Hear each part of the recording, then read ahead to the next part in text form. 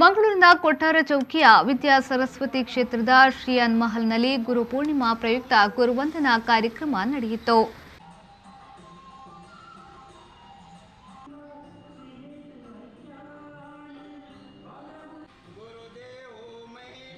ಕಾರ್ಯಕ್ರಮದಲ್ಲಿ ವಿದ್ಯಾ ಸರಸ್ವತಿ ಕ್ಷೇತ್ರದ ಪ್ರಧಾನ ಅರ್ಚಕರಾದ ನವೀನ್ ಚಂದ್ರ ಶ್ರೀಯಾನ್ ಅವರು ಮಾತನಾಡಿ, ಕಳೆದ 21 ವರ್ಷದಿಂದ ವಿದ್ಯಾ ಸರಸ್ವತಿ ಕ್ಷೇತ್ರದಲ್ಲಿ ತಂದೆ ತಾಯಂದಿರಿಗೆ ಆರತಿ ಬೆಳಗಿ ಪೂಜೆ ಮಾಡುವ ಪದ್ಧತಿ ನಡೆದುಕೊಂಡು ಬಂದಿದೆ. ಮುಂದೆಯೂ ಈ ಕಾರ್ಯಕ್ರಮವನ್ನು ಮುಂದುವರಿಸಿಕೊಂಡು ಹೋಗುತ್ತೇವೆ ಎಂದು ಹೇಳಿದರು.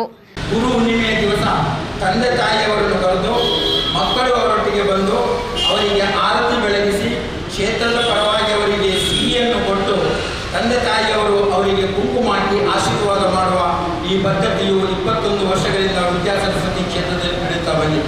ಇವತ್ತಿಗೆ ಇಷ್ಟರವರೆಗೆ ಸುಮಾರು 30 ಮಂದಿ ತಂದೆ ತಾಯಿಯವರಿಗೆ ಮಕ್ಕಳು ಆರತಿ ಮಾಡಿ ಹಿಂತಿರುಗಿದ್ದಾರೆ. ಇನ್ನೂ ಕೂಡ ಕೆಲವರು ಬರಲಿಕ್ಕೆ ಉಂಟು. ನಂತರ ಇವತ್ತು ಅದೇ ಪ್ರಕಾರ ನಮ್ಮ ವಿದ್ಯಾ ಸರಸ್ವತಿ ಕ್ಷೇತ್ರದಲ್ಲಿ ಪ್ರತಿ ವರ್ಷ ಸಾಯಂಕಾಲ ಸತ್ಯನಾರಾಯಣ ಪೂಜೆ ಉಂಟು. ಅದು ಕೂಡ ಹೀಗೆ ಪ್ರಾರಂಭ ಉಂಟು.